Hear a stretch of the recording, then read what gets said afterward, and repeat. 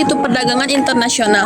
Perdagangan internasional adalah kegiatan jual beli barang atau jasa antar negara. Kegiatan ini bisa dilakukan oleh perorangan, perusahaan, ataupun pemerintah dengan tujuan untuk memenuhi kebutuhan yang tidak bisa dipenuhi sendiri oleh satu negara. Jadi, lewat perdagangan ini, setiap negara bisa saling membantu dan saling menguntungkan. Ada banyak tujuan dari perdagangan internasional, tapi yang paling utama adalah yang pertama, meningkatkan GDP atau pendapatan negara.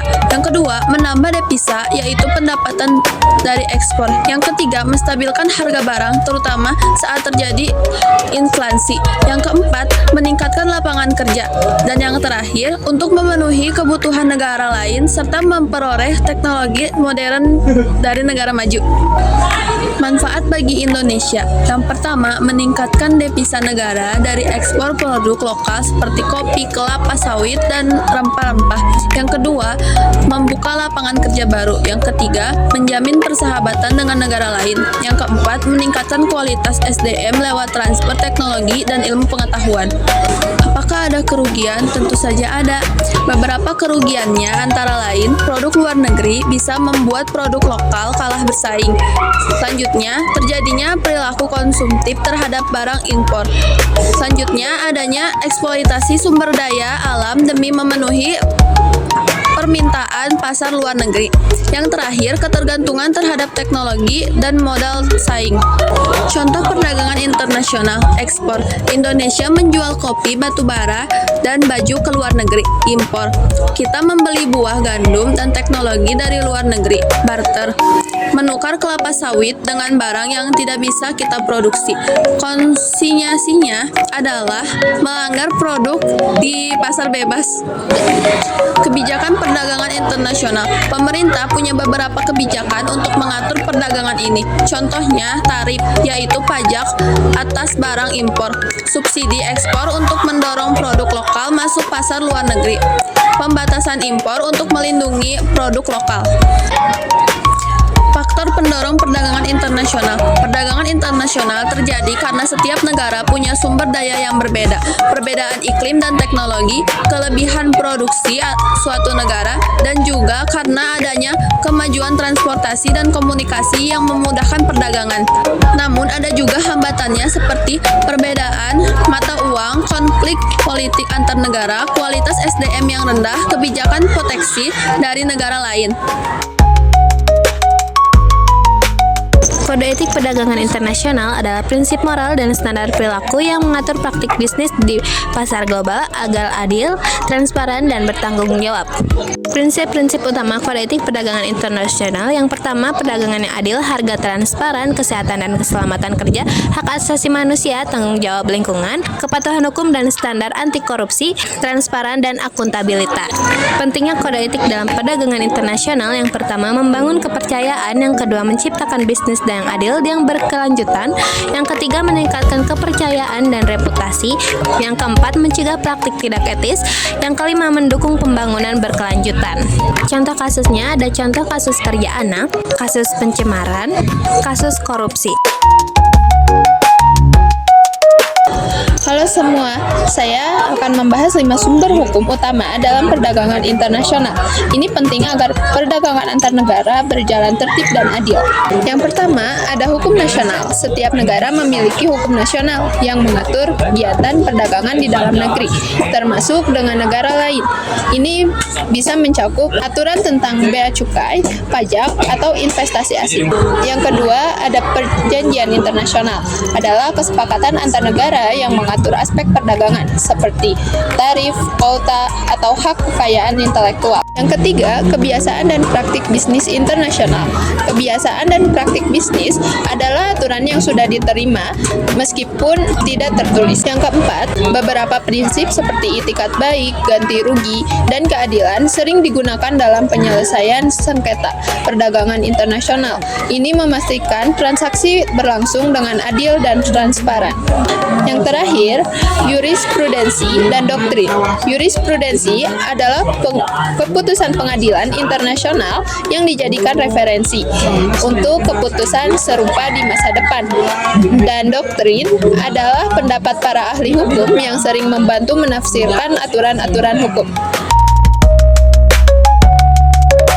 Hukum dan lembaga perdagangan internasional. Yang pertama ada asas-asas penting. Yang pertama, kebebasan berkontrak antar pihak. Yang kedua, pengakuan terhadap kebiasaan dagang internasional. Yang ketiga, transaksi berdasarkan itikat baik. Yang ketiga, kontrak bisa dibatalkan jika tidak seimbang antara hak dan kewajiban. Selanjutnya ada tujuan hukum perdagangan internasional. Yang pertama, melindungi perdagangan sebagai pilar pembangunan ekonomi. Yang kedua, menciptakan stabilitas perdagangan dunia. Dan yang ketiga, mendorong keadilan persaingan sehat dan pertumbuhan ekonomi global. Selanjutnya ada ruang lingkup.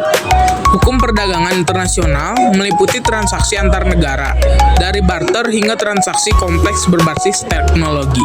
Aktivitas ini mencakup perdagangan barang, jasa, dan penggunaan teknologi digital, sehingga batas antar negara semakin tidak terlihat. Selanjutnya ada prinsip-prinsip dasar.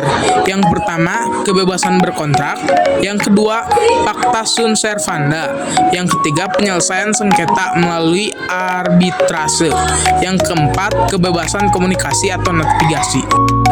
Selanjutnya ada kelemahan hukum perdagangan internasional. Yang pertama, bersifat pragmatis dan permisif sehingga tidak semua negara patuh. Yang kedua, hukum ini lebih mendamaikan daripada memaksa. Namun fleksibilitas ini justru mendorong perkembangan di tengah krisis. Yang ketiga, negara kuat sering menggunakan hukum dagang sebagai alat politik luar negeri. Selanjutnya ada hukum perdagangan internasional berkembang melalui yang pertama, masa awal pertumbuhan secara informal melalui praktik dagang. Yang kedua, pengaturan dalam hukum nasional terutama setelah revolusi industri. Dan yang ketiga, pembentukan lembaga internasional seperti WTO dan munculnya perjanjian perdagangan multilateral. Faktor penyebab perdagangan internasional: perbedaan jumlah penduduk dan luas wilayah, ketimpangan sumber daya alam dan teknologi, perbedaan iklim, budaya, dan sistem politik, perbedaan kecerdasan, produktivitas, dan kebutuhan ekonomi. Dampak perdagangan internasional terhadap Indonesia. Dampak positif yaitu ekspor, tambah devisa, pasar luas, serapan tenaga kerja. Impor, konsumen dapat barang asing, transfer teknologi, bahan baku industri terpenuhi. Dampak negatifnya, ekspor yaitu kelangkaan barang dalam negeri, eksploitasi SDA. Impornya, saingan industri lokal, pengangguran, budaya konsumtif, barang mewah. Perdagangan internasional, perbedaan mata uang, kebijakan proteksi dan kuota impor, tarif bea masuk, perang, konflik internasional, dan resesi, proses ekspor impor yang berbelit. Kebijakan perdagangan internasional, proteksi, melindungi industri dalam negeri dengan larangan impor, tarif tinggi, kuota barang masuk, subsidi dan premi kepada produsen lokal, perdagangan bebas, menghapus hambatan perdagangan antar negara anggota, politik dumping, yaitu menjual barang lebih murah di luar negeri untuk merebut pasar. Pihak dan lembaga terkait. Pihak: eksportir, importir, produsen barang, ekspor, dan konsumen. Lembaga internasional, ada WTO untuk mengatur dan menyelesaikan sengketa dagang dunia. Ada IMF menjaga stabilitas keuangan global, dan Bank Dunia mendukung pembangunan dan pengentasan kemiskinan. Ada ASEAN dan APEC meningkatkan kerjasama ekonomi kawasan Asia. Dan terakhir ada ITC, UNCTAD, ada ILO, dan APO mendukung UKM, hak buruh, dan produktivitas negara berkembang.